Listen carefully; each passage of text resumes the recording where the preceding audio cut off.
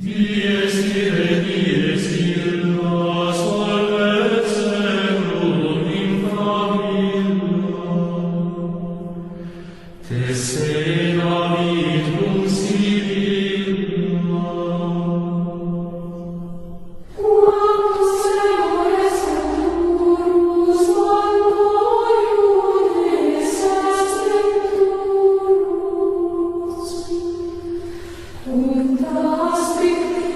Buenos días, señores. Estoy aquí con un amigo mío que se llama Rafael Bueno. Queríamos que conocierais su historia, porque él también es otro denunciante de corrupción. Entonces queremos que la gente sepa toda la cantidad de mierda que hay, que vea el valor que ha tenido una serie de personas muy concretas y muy valientes, y que conozcáis, que entre todos pues, conozcamos los casos de todos, ¿no? Entonces, bueno, buenos días, Rafael. Hola, ¿qué tal? Rafael yo lo conozco desde hace Años, ya. hace algún añillo, tampoco mucho, pero algún añillo sí, por lo menos 2019 o por ahí, ¿no? O no, o 2019 o 2020, no estoy muy Sí, seguro. más o Bueno, menos. que Rafael, porque todos los que estamos ahí en ese mundillo pues nos conocemos, al final pues terminamos contactando unos con otros, aunque hay Compartimos experiencias. compartimos experiencia, compartimos conocimiento y sobre todo lo que dice Rafael, experiencia, Claro. porque lo que más podemos nosotros aportar a la sociedad es nuestra experiencia. Y entonces yo creo que el tema de Rafael es un tema muy potente, siempre me ha parecido muy potente, me parece Rafael un tío súper inteligente, Muchas. súper culto, Muchas. vale, pero que no estoy haciendo una pelota, la verdad, para que la gente lo entienda un poco. Tiene, entre los denunciantes, tiene un nivel de conocimiento y de entendimiento muy alto, porque él es un tío muy culto que tiene. ¿Tú eres economista? He sido director de oficina entre bancos y una caja de ahorros. Vale, pero que yo te noto a ti que tú tienes una idea, hay mucha gente que está obsesionada con su tema, no salen de ahí, pero que tú tienes una visión global, que eso es muy difícil tener entre los denunciantes. Porque he participado desde siempre en muchos medios de comunicación libres e independientes, donde yo he aportado esa opinión mía con total libertad. Y eso lo que ha hecho es aumentar la persecución que ya tenía sobre mí, ¿no? Vamos a empezar para ubicarte, ¿no? Al delimitar tu tema. Tú lo ¿Qué me que... ha pasado a mí? Sí, Pues muy bien, yo te lo explico. vale, explícalo tú. Yo, como he sido director, como he dicho antes, en tres bancos y una caja de ahorros, he vivido la transacción que no transición, y entonces fui testigo de cómo la casta política desembarcó en las cajas de ahorros, que eran unas entidades benéficos sociales que hacían una labor importantísima para este país. La casta política desembarcó en las cajas de ahorro, las convirtieron en bancos, cambiando la LORCA, la ley de cajas de ahorro, y a raíz de ahí se han financiado todos los partidos políticos, corporaciones empresariales que crearon alrededor de estas cajas de ahorros, hasta llegar, pues, lo que tuvo que ser el final, porque no podía ser otro: la quiebra de todas las cajas de ahorro, que nos ha supuesto un quebranto público de 472.000 millones de euros, y recargo la cantidad, porque la cifra oficial que da la casta política de 60.000 millones es totalmente falsa, porque aparte de del dinero que tuvimos que poner todos los contribuyentes, había una serie de avales, de esquemas de protección de activos. Bueno, no quiero meterme en términos financieros para que todo el mundo me entienda. En definitiva, una serie de garantías por las que hemos pagado todos. Es decir, los beneficios se privatizaron alrededor de la casta política y sus coláteres, y los perjuicios los hemos pagado todos.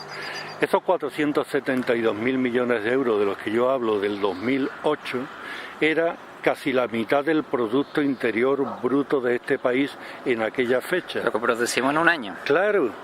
Entonces, ¿qué ocurre? Que ellos le han dado una impunidad total a todo este tema.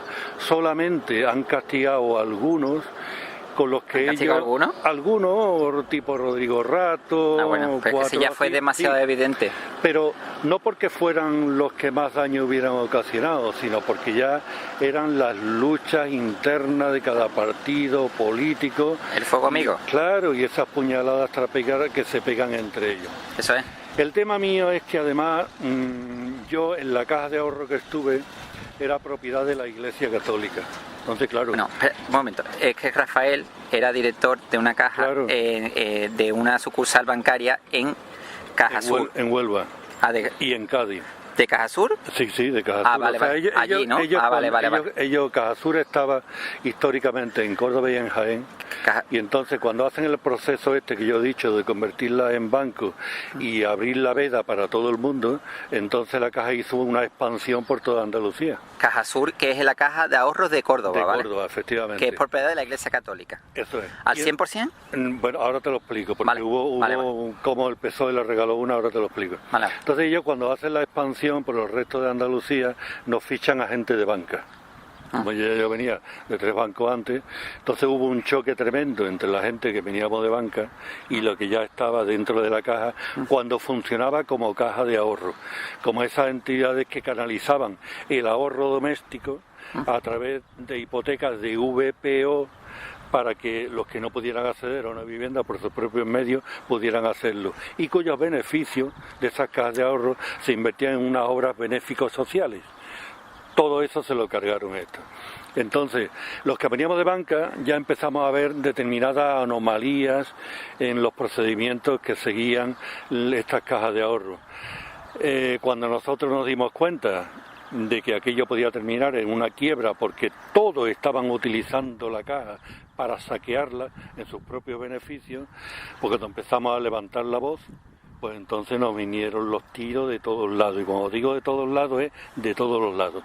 Porque si a mí me ha perseguido históricamente la Iglesia Católica con todo el poder que tiene por sacarle los trapos sucios de Caja Sur, como aquí era la cúspide de la pirámide de poder, me han perseguido igualmente todos los partidos políticos que compartían mesa y mantel con la Iglesia, los sindicatos, los empleados, los ejecutivos y todo el que estaba trincando de ahí.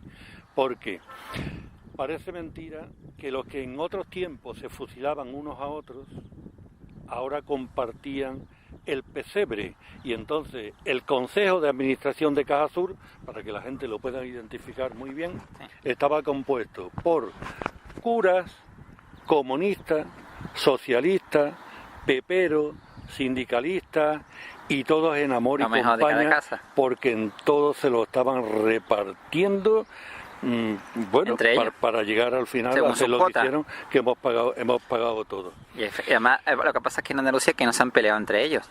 Tú fíjate que... Bueno, hubo uno por el hubo un problema. En el tema de Caja Sur está primero, sí, o sea, lo que era históricamente propiedad de la Iglesia Católica, vamos a decir las verdades. El Monte de Piedad y Caja de Ahorro de Córdoba, que era lo que era de la Iglesia Católica, no llegó a ser nunca propiedad de la Iglesia Católica. O sea, eso lo funda un canónigo, Medina y Corella, en el siglo XIX, con sus propios bienes. Lo que pasa es que nombra albaceas testamentarios a sus compañeros de cabildo. Vale. Cuando ese Monte de Piedad empezó a tomar fuerza y después en el franquismo, a través del decreto Larraz, dijeron que tenían que fusionarse con aquellos Montes de Piedad de las diputaciones, de las corporaciones locales y demás, entonces ya la Iglesia Católica se apropió del Monte de Piedad de Medina y Corella, hasta el punto que los familiares de Medina y Corella pleitearon con la Iglesia Católica. Pleitos que perdieron, porque la Iglesia no ha perdido en este país jamás un pleito, y entonces cuando la Iglesia se apropia del Monte de Piedad de Medina y Corella. Cuando por ese decreto Larraz que yo he dicho antes del franquismo se tienen que fusionar con las cajas de ahorro, entonces Monte de Piedad y Caja de Ahorro de Córdoba. Es lo que era todo al 100% propiedad de la Iglesia Católica. Pero en Córdoba había una caja más, que era la Caja Provincial de Ahorro de Córdoba, que era propiedad de la Diputación de Córdoba, en poder del PSOE. Y los señores ni socialistas ni obreros le roban a Córdoba la Caja Provincial de Ahorro de Córdoba con el Palacio de Viana y sus valiosos archivos y se los regalan a la Iglesia Católica. Y ahí es cuando ellos montan Cajasur. Y si todavía les faltaba una pata por completar, en esa lucha interna que tú has dicho en determinados sectores políticos con la Iglesia Católica, la Junta de Andalucía, cuando intenta hacer la Caja Única Andaluza, eso iba a hablar yo, intenta forzar a la Iglesia Católica a meterla dentro de esa caja única. y no quisieron. Y como la Iglesia Católica se lleva bien y mal con todo el mundo al mismo tiempo, recuerdo, había una parte de la Iglesia que estaba con Franco y metía a Franco bajo palio en las iglesias y lo declaró cruzado y caudillo de España por la gracia de Dios, y al mismo tiempo otra parte de esa misma Iglesia le montaba el Partido Comunista y la ETA. Ahora es exactamente igual. Esas se llevan bien y mal con todos los partidos políticos al mismo tiempo, y después van utilizando a los peones conforme les vaya interesando. Cuando el PSOE, en coalición con Izquierda Unida, intenta hacer esa caja única, la Iglesia no quiere perder ningún tipo de poder dentro de Cajasur, y entonces recurre al Partido Popular, que estaba en el gobierno, siendo ministro de Economía Rodrigo Rato, que además tenía familia colocada en Cajasur, y el Partido Popular le hace una ley sola y exclusiva para ellos, para Cajasur, para la Iglesia, para sacarla de la tutela de la Junta de Andalucía y que no pudieran obligarla a entrar en esa caja única. Sí, y lo que pasó que como represalia llegó Magdalena Álvarez y Chávez y le pusieron una denuncia a la Fiscalía por una serie de préstamos, me parece. Efectivamente, no, por una serie de apropiaciones indebidas. Vale. O sea, la Junta de Andalucía, que había auditado Cajasur sobre todo el tema de la obra social. Lo había auditado con una empresa que se llama KPMG. Efectivamente, había visto muchísimas deficiencias, entonces empezó a sacar y a poner encima de la mesa esas deficiencias. Pero después, sorpresa, cuando cambia el gobierno de la nación y pasa del Partido Popular al PSOE, entonces obligan a volver a Cajasur a la tutela de la Junta de Andalucía. Y cuando todo el mundo creía que ahora el PSOE pues le iba a obligar a hacer lo que antes se escapó con el Partido Popular y Rodrigo Rato de ministro, pues sorpresa, la Junta de Andalucía se vuelve a bajar los pantalones, los socialistas y los comunistas de Izquierda Unida. Y mediante el Pacto de Santa Lucía firman un convenio entre José Antonio Griñán y el obispo Asenjo, con lo cual no solamente le respeta todo lo que tenía antes, sino que le dan 25 privilegios más que no tenían ni siquiera los presidentes socialistas de las cajas socialistas. Hay gente que dice que en este tipo de cosas, por eso se empezaron a llevar mal Griñán y Chávez. Hubo de verdad que cuando empezó a gobernar Griñán hubo como un distanciamiento ahí entre Chávez y Griñán, y fue por este tipo de cosas, porque Chávez quería seguir por un lado y Griñán era más, por decirlo de una manera, quería ir por otro lado. Y puede ser que esto también influyera, porque Chávez y Magdalena Álvarez denunciaron a Cajasur, la denunciaron a la Fiscalía, me parece, sí. Y se abrió un expediente sancionador, que tú lo denunciaste también. Sí, pero eso fue, esos son esas engañabobos que hacen todos los partidos políticos y lo hacen la Iglesia. O sea, los partidos políticos son sectas, son empresas, son multinacionales, igual que la Iglesia Católica, y tienen una finalidad, solo una. La ideología y la creencia es todo mentira, que es el poder y el dinero. Entonces, dentro de los partidos, al igual que hace la Iglesia Católica, ponen unos peones en un sector y otros peones en el sector contrario, para contestar a todos sus afiliados, ¿me entiende? Porque si hay alguno que sea socialista de verdad, de izquierda de verdad, y que diga, pero hombre, ¿cómo le estamos regalando nosotros a la Iglesia y robándole al pueblo? La denuncia a la Fiscalía existieron, claro. Y también por eso ahí no enteramos muchas cosas. Pero fue todo archivado. El fiscal Jiménez Villarejo, que quiso abrir expedientes, fue apartado inmediatamente de la Fiscalía Anticorrupción. Y ya la lucha interna de los partidos... Y fue Luzón, el que está ahora, el que te lo archivó definitivamente. Efectivamente. Vale. Hay un ERE del año 2000 que yo denuncio ante el juzgado de la jueza Alaya, el número 6 de Sevilla, en el que un sicario del cura Castillejo, presidente omnipotente de Caja Sur, el que saqueó la caja. Bueno, la caja la saqueó la iglesia, porque a la iglesia le interesa mucho que se culpe de todo al cura Castillejo, ¿me comprende o no? Para así la iglesia queda al margen. No. El cura Castillejo obedecía órdenes directas del Vaticano. O sea, de hecho, cuando viene aquí a Córdoba el obispo Martínez e intenta frenar un poco al cura Castillejo, el cura Castillejo se va al Vaticano y el obispo Martínez lo ascienden para la nada, pero lo quitan. Yo he visto una entrevista que tú has dado que incluso dijiste que Juan Pablo II, ¿no?, vino a Córdoba, ¿no? No, vino a Madrid a entrevistarse en la época de la transición, vino a entrevistarse con el que era entonces presidente del gobierno, Felipe González, para que cuando ya entonces, se estaba haciendo, claro, cuando ya se estaba haciendo toda esa reforma de las cajas de ahorro, con la disculpa de venir a la Católica España, como decía Juan Pablo II, vino a garantizarse que le respetaran a la Iglesia Católica sus 3 cajas de ahorros que tenían y los privilegios que tenía. Porque, Caja Sur, ¿cuál las otras dos? La Inmaculada y la CAI, que todas las 3 quebraron, pero las otras eran cajas muy pequeñas en comparación con el tema de Caja Sur. El tema aquí está el siguiente. Como he dicho antes, he hablado de transacción y no transición. ¿Por qué? Lo explico. Porque la transición en España, aquí hubo un susto tremendo que fue la revolución de los claveles de Portugal. Y entonces la CIA y el Vaticano dicen, como esto pasa en España, que ya Franco estaba ya muy mal, pues esto es un caos. Nosotros perdemos, los americanos pierden las bases, ya el Vaticano deja de ser el monopolio que era el nacionalcatolicismo. Entonces ellos toman las riendas y ellos lo que hacen es descabezar a la izquierda. Y a la izquierda la descabezan poniendo a Felipe González al frente del PSOE, es decir, Felipe González va al Congreso de Suresnes escoltado por los servicios secretos de Carrero Blanco, que es el que pone a Felipe González, el gran traidor de este país a la democracia, a la izquierda y al PSOE. En Suresnes, a base de dinero de la CIA, a través de Willy Brandt, del alemán, desplazan a Llopis e imponen a Felipe González, que su misión era traicionar todo lo que pudiera tener de izquierda el PSOE.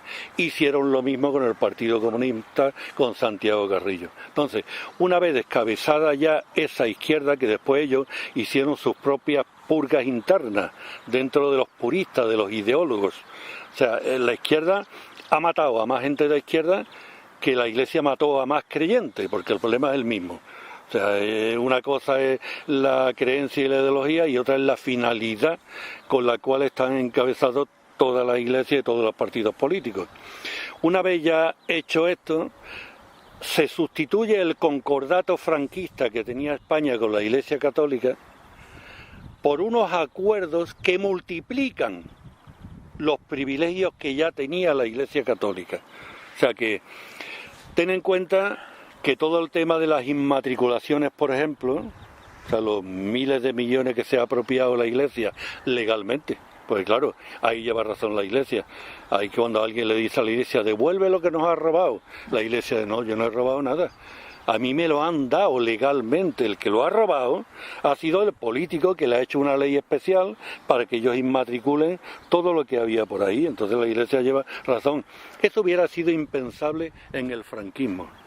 O sea, Franco se tenía reservado el derecho ante una terna que le presentaban a él nombrar al obispo. Pues bueno, yo he visto como aquí el curita Castillejo, dueño y señor de Córdoba, porque en Córdoba era un monopolio. En Córdoba estaba Caja Sur, la entidad financiera, y todo lo demás debajo de Caja Sur.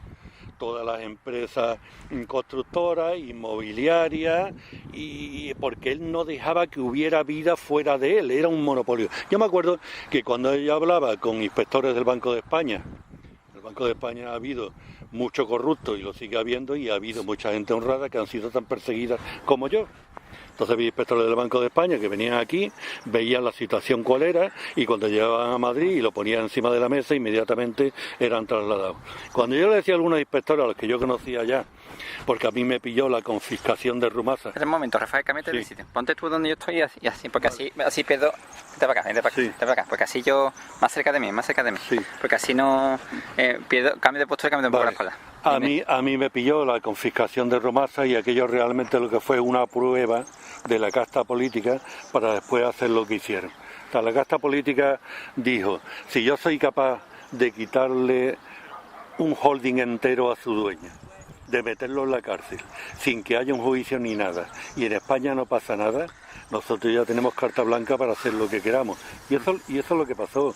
Entonces esos inspectores del Banco de España que yo había conocido, cuando yo les decía Cajasur está quebrada, ellos me decían, como un mal menor, me decían, bueno, pero es que las cajas de ahorro están quebradas todas, desde que lo metieron los políticos, sí.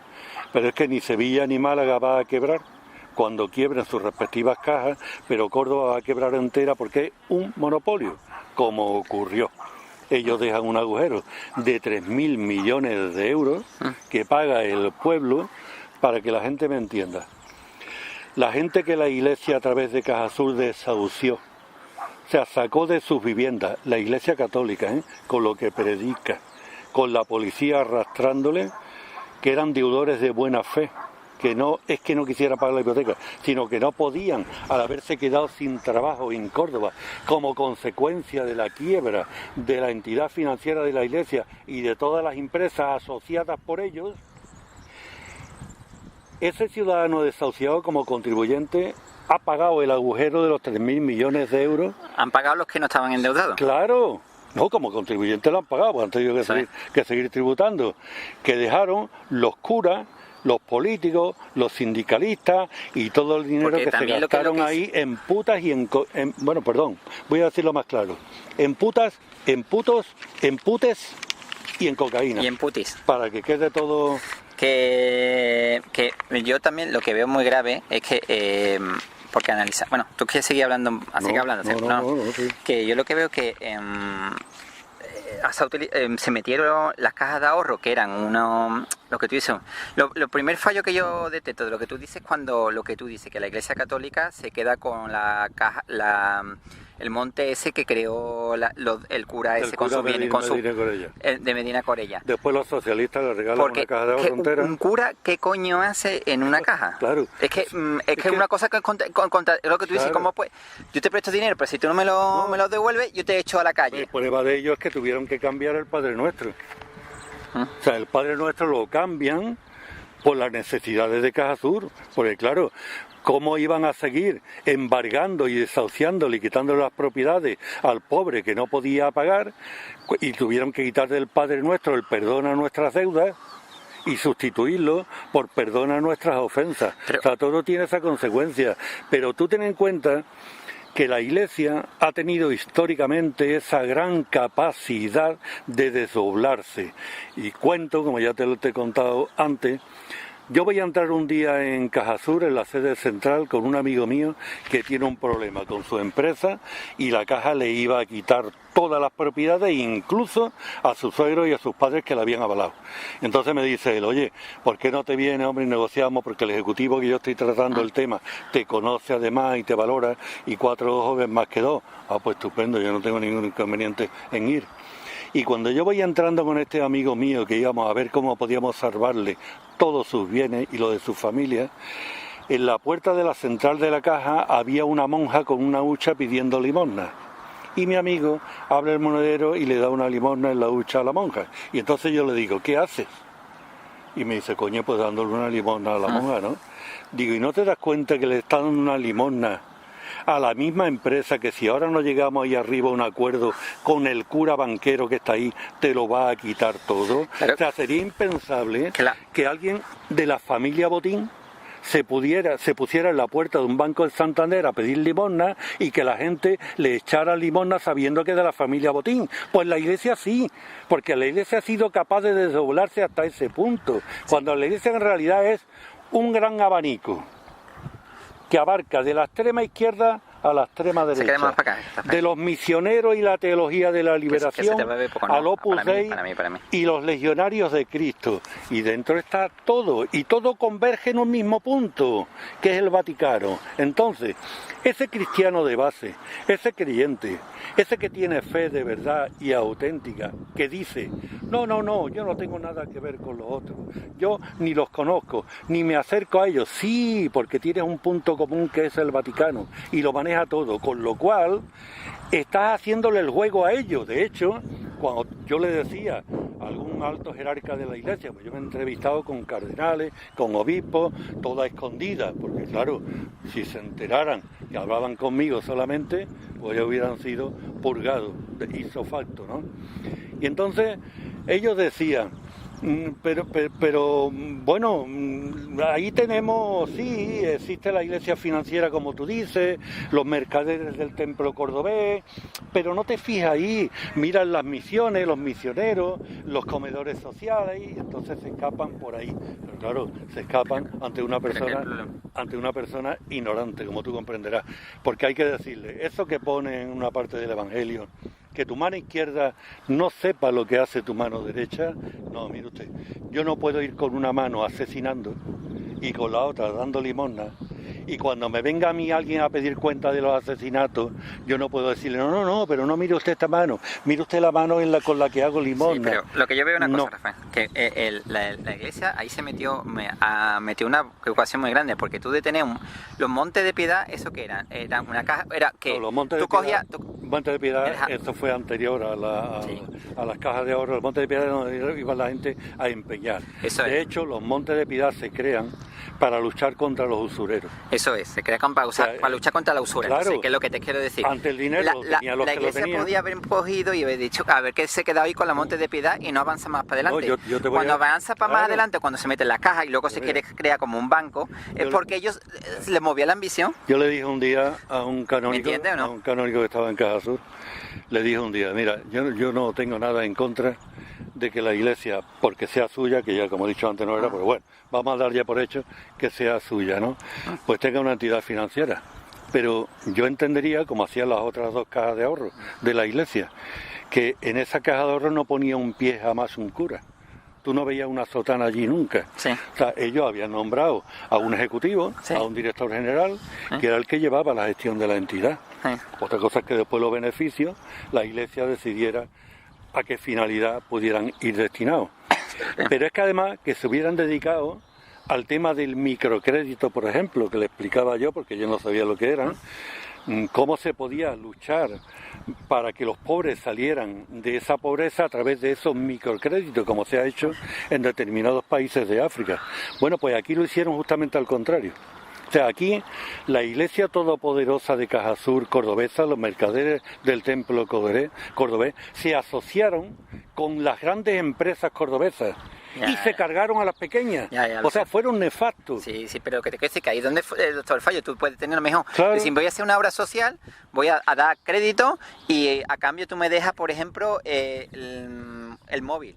Tú me dejas tu móvil y yo Claro. y tú te doy 1.000 euros. Y Eso es lo si que no te hacían- vendo, el móvil va a valer 2.000 euros, pues Eso si lo- no te lo vendo y te Eso es jode lo y que te quedas hacían sin... los Montes de Piedad. Eso Montes de todavía se Piedad podía era comprender. lo que era el empeño. Pero cuando se meten en la gran burbuja de la inmobiliaria y tal, no se dieron cuenta que eso iba a acabar mal. Claro que se dieron cuenta, pero como el proyecto era saquear la entidad... Porque para se llevarse creyeron dinero, que el mundo claro. era... Porque en esa época también acuérdate que es Tú- que vendían, Tú se ten, en vendía... cuenta, tú ten en cuenta que lo que se nos ha vendido aquí como la crisis de 2008 de la burbuja inmobiliaria, eso fue una estafa piramidal promovida Totalmente, desde el poder. totalmente. O sea, los ayuntamientos tienen suelo. Ahí es donde quería que Claro, llegáramos. y tienen el poder de recalificar ese suelo. Entonces ellos cierran el circuito de la estafa de la siguiente forma. Te hablo de Córdoba, para no perdernos. En todos los dos El lados. ayuntamiento, donde hay una comunista, Rosa Aguilar, Sí, comunista por los íntima cojones. amiga del cura banquero de Caja Sur. Porque a mí tú todavía me dices que una alcaldesa comunista es amiga de la Iglesia de la Teología de la Liberación. Bueno, pero de la Iglesia Financiera Cordobesa. De la conservadora. Íntima. Entonces, doña Rosa Aguilar dice, vamos a buscarnos alguien que no tenga ni puñetera idea de nada y que nosotros lo utilicemos como un títere para aquellas operaciones que no nos interese aparecer ni a los políticos ni a los curas. Entonces se buscan un Sandokan, como hubo en otra comunidad, el Posero y Luis otros Portillo. tantos. Portillo, por ejemplo, en Sevilla, gente que de la nada se encumbra, pero claro, ¿cómo se encumbra? Pues viene la alcaldesa y te dice, mira, Rafael Gómez Sandokan, vos a partir de ahora eres constructor. Y ¿Qué puede ser futbolista? Él fue presidente. ¿Yo puedo ser futbolista? Sí, claro, claro. Vale, me pido ser futbolista. Venga, sí, que fue. Entonces, él le dice a la alcaldesa, tú me vas a comprar este terreno al ayuntamiento por 4 perras, yo después te lo voy a recalificar inmediatamente a ti, a otro que lo compre, no. Tú después ahí vas a construir el doble de lo que en otras circunstancias pudiera construirse. ¿El doble o el triple o el 10 cuádruple, veces más? Como por ejemplo lo que pasó en el caso Claro. Aztapa. Y esos beneficios tuyos los repartimos con el partido político, con mis amigos políticos, con las empresas que vamos a crear, esas corporaciones empresariales, con la única finalidad de vaciar esto. Y todo eso va a ser financiado por una caja de ahorro, donde también están los políticos, y en el caso de Córdoba te vamos a dar dinero. Así es como se crea la estafa piramidal de la burbuja inmobiliaria. ¿Quién paga todo eso? Pues todo eso lo pagó la pobre parejita que se iba a casar, iba a la caja de ahorro y la caja de ahorro le financiaba. Si pensaba comprarse un piso, lo convencían allí que le comprara un chalet a Sandokan, ya que estamos hablando de Sandokan, que quiero decir que es el menos malo de todo. Sí, no tenemos, nosotros no tenemos a delincuentes, digamos delito. No, exactamente. La prueba es que él ha dado con su hueso en la cárcel y los que tenían que haber ido a la cárcel ni se han sentado en el banquillo siquiera. Entonces, así es como se crea esa estafa piramidal en España, que da al garete con España entera, porque a mí que me digan después, no, es que el caso de la subprime en Estados Unidos, de Lehman Brothers, se contagió aquí. Mira, eso es como si yo me tomo 18 whisky y ahora después le echo la culpa al vinagre de la ensalada que le ha echado mi mujer. Hombre, sí se contagió en el sentido de una cosa. Cuando ya en Estados Unidos ese sistema no era tan rentable, se fue a la periferia, se fue a España y a otros países. Cuando yo en esos países también dejó de ser rentable, es cuando petó. Y la financiación que se obtenía de fuera, pues ya dejó de percibirse. Fijaros hasta qué nivel, como he dicho antes, lo de España fue una transacción en lugar de una transición. Es decir, a nosotros nos hace la transición la CIA y el Vaticano, y nos obligan a entrar en el mercado común y en la OTAN, en unas condiciones tan leoninas que ningún país que hubiera defendido sus propios intereses lo hubiera consentido. O sea, nosotros nos obligan a sacrificar nuestras fuentes primarias de la economía, como eran la agricultura y la pesca y la industria. Nosotros acabamos con ella para entrar en la Unión Europea para ser los camareros. Y en la OTAN ya directamente entramos dejando fuera a Ceuta y Melilla, y no sé si las Canarias también. Pues dentro de eso vino el tema, porque no hay mayor esclavitud tanto para un ciudadano como para un país que el endeudamiento. Y aquí en este país pasamos de la cultura del ahorro, que era lo que hacía poderoso al ciudadano, a la cultura del consumismo, que es lo que esclaviza. Entonces ya aquello de ahorre usted esas cajas de ahorro, porque antes nacía un niño y ya un familiar le abría una libreta en esa cartilla de ahorro. Las cajas de ahorro eran para ahorrar. Claro, que la tenía durante toda su vida, te daban además una hucha al niño para que fuera metiendo ahí la monedita, que después esa hucha se abría en la caja de ahorro y se le ingresaba en la libreta. Toda esa cultura la tiraron por tierra, y entonces tú llegabas a comprarte un piso y el de la caja de ahorro